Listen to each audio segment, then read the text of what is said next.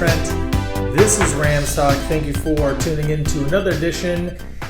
Training camp in a time of Corona. Yes, I'm back. It's been a while. It seems like a lot of things have been happening and nothing has been happening. So very anticlimactic beginning to the year.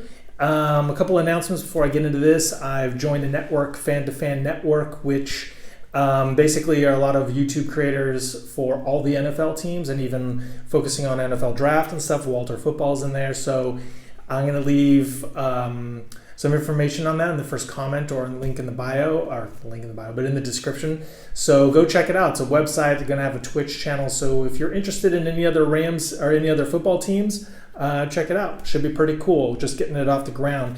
Another thing, you can find me on Twitter at Real LA Rams Talk, on Instagram at LA Rams Talk, and obviously right here. So to all the new subscribers who have jumped on since the last video, thank you for joining the community. Please let me know what you think in the comments below about what I'm talking about now or just general thoughts. I have a lot of ideas for shows and for content coming up. So we want to talk about the kicker situation, want to talk about the recent cuts that the Rams have made to get down to 80. I'll do that in the next episode. Plus, I want to take a deep dive into the Rams offense from last year with some analytics, some advanced analytics to help explain that, and same thing with the defensive side. So if there are any players, one thing that really intrigues me is Brandon Staley's scheme, basically, kind of going through Vic Fangio's scheme while he was with Chicago and with the Broncos, to see how Brandon Staley will move that scheme over. Because if you remember when the Rams played the Bears 2 years ago and that cold weather game, I mean, that was the Bears defense was top notch then. So is that what the Rams are going to be seeing? So anyways, a lot to get into, but right now let's just talk about what is happening now, breaking down training camp. Training camp has started. It started a couple days ago. Players basically the prior week had to go through 3 rounds of testing. So, you get a first test, second test, third test. And if you pass all 3, then you're good. You can come into the building. You can start doing it. Right now they're doing all those media shoots. If you see on Twitter or on Instagram, you can see all the players are starting to wear their uniforms and take all these cool shots that will be used in SoFi, to make some noise, which no one will be there. So anyways, that's what they're doing now. Training camp is open. The testing has started. No positive tests. Now, a couple things to know about the testing. Matt Stafford, he tested positive in his 3rd test. So they think it's a false negative, or false positive, I'm sorry. And so this is going to be something, if you look at Major League Baseball and look at hockey and you see how just guys are dropping like flies, it'd be interesting to see how diligent and how the NFL avoids, teams like full teams fully melting down and having to remove players and postpone games due to COVID. And because of that, practice squad has been expanded from 12 to 16 spots. I'm going to talk about that in the next edition with the going over practice squad and roster cutdowns. So Doug Peterson, coach of the Eagles, has COVID. So, essentially, worst case scenario, Jared Goff gets COVID, right? So, Jared Goff needs to be freaking bubble boy. That guy needs in those, inflatable hamster wheels rolling. No one touches him. Nothing. Jared Goff has to be, treated like glass.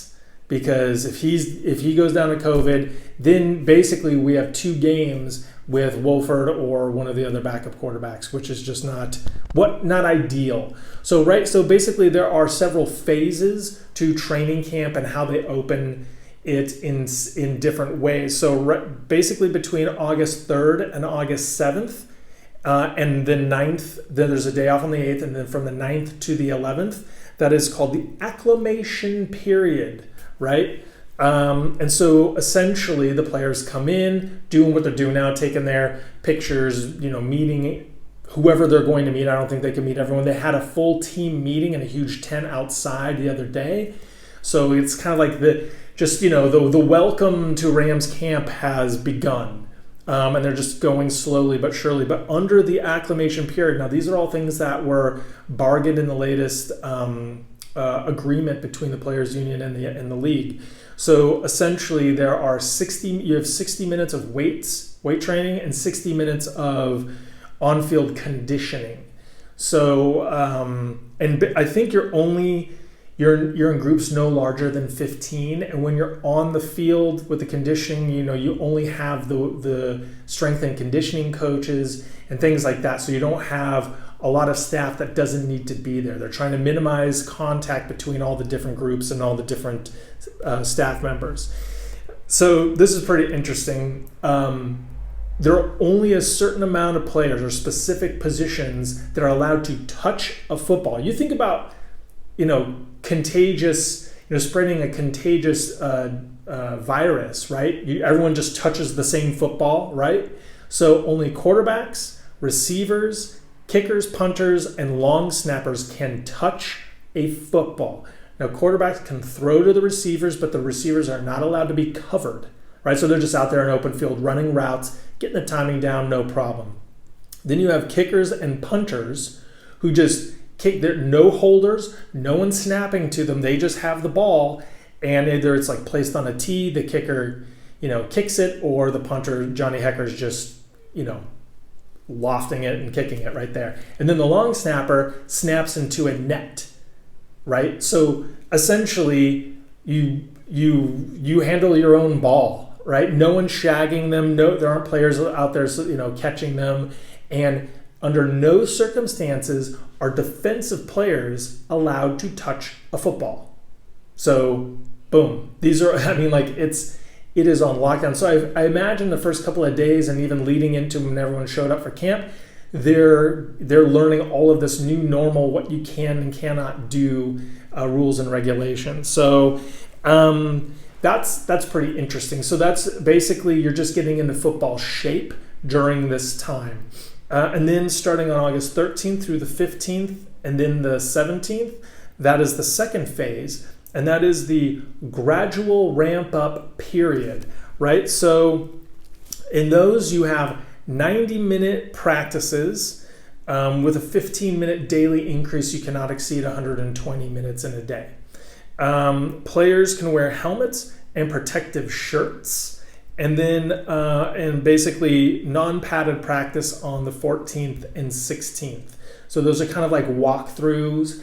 So essentially they're all out there on the field and they're just doing the walkthroughs, going through the schemes. McVay and the different coaches are telling them where they need to be, going through the offense and things like that. So you're past just the weight training and the conditioning, and now you're starting to get into the playbook and walk through and get positioning and things like that. So those are the dates. That's basically the 17th and 18th is when practice really gets clicking. And on August 18th through September 6th, that is the contact integration period, right? So that's basically practice. The Rams have 14 practices between the August 18th and the September 6th.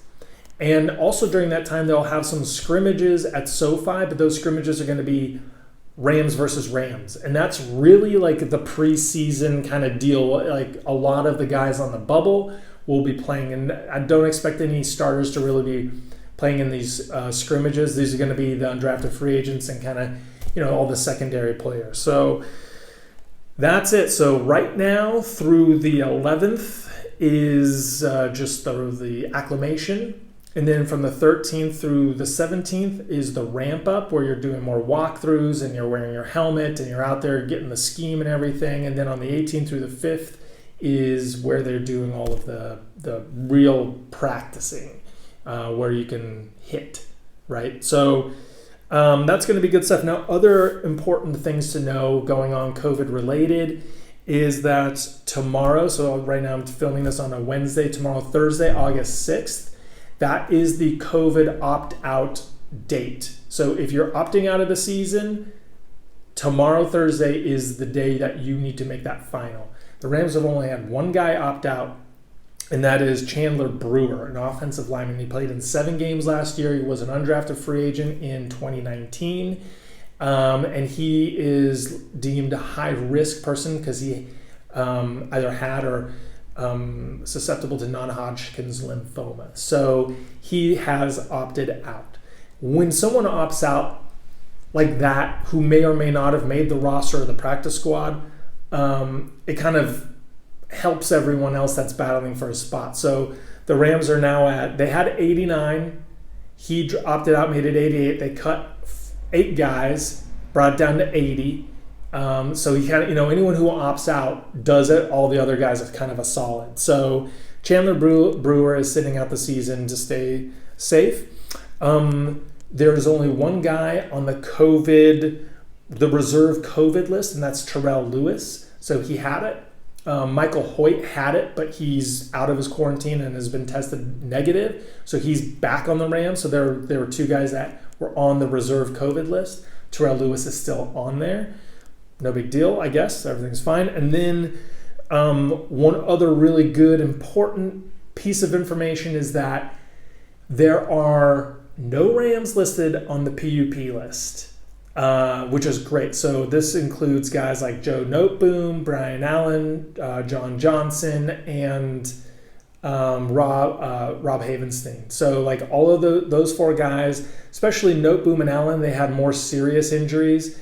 Havenstein could have played, I think, at the end of last year. JJ had a shoulder deal. So all those guys are expected to play early on in the season, which, without having any other information about their injuries, is a good sign. So having no significant name opt out, having no significant name at this point on the PUP list is good. So I expect something to change soon. Someone will catch COVID, or someone will tear an Achilles. Hopefully not. Now that's the problem. When you have these abbreviated times to get ready for a season, the soft tissue, those are the things that you don't fully stretch out or work out. And hopefully we don't see an increase in the soft tissue injuries this year, like the muscles, the Achilles, the ACLs, and things like that. So crossing our fingers on that. Also coming up next week on the 11th is Hard Knocks debut. And so looking forward to that. I'm sure they're already filming stuff. So what I'm talking about now will be airing then. And then the other thing is just general, like, what is the season going to look like? So SoFi, if you go on the Rams website, all season tickets are kind of refunded. All single season games have been refunded. And if you want to, I guess, opt in, or if you have season tickets and you want to opt in for games if they are played, or if they allow fans, and you kind of have the season ticket holders have first dibs on that. So, they're not going to, at this point, 15,000 fans maximum per game. So, I don't want to belittle the destruction that COVID-19 has done to the world and to the United States, and all of the 150,000 families that are really grieving because someone they know died. But if you just look at it, if you boil it down and you look at it from through a football lens, and even a Rams lens, like, this was supposed to be a major year. Like, ever since they moved from St. Louis 4 years ago, they've been working towards the rebrand, the new uniforms, the new stadium, the state-of-the-art stadium, home opener, Cowboys, tens of thousands of fans, all this hype, all this buzz, everything people have been working for years is pretty much for nothing. It's for nothing. Right? Like, yeah, we'll see if there are games played. We'll see SoFi on TV. We'll do virtual tours. Hard Knocks will show us around.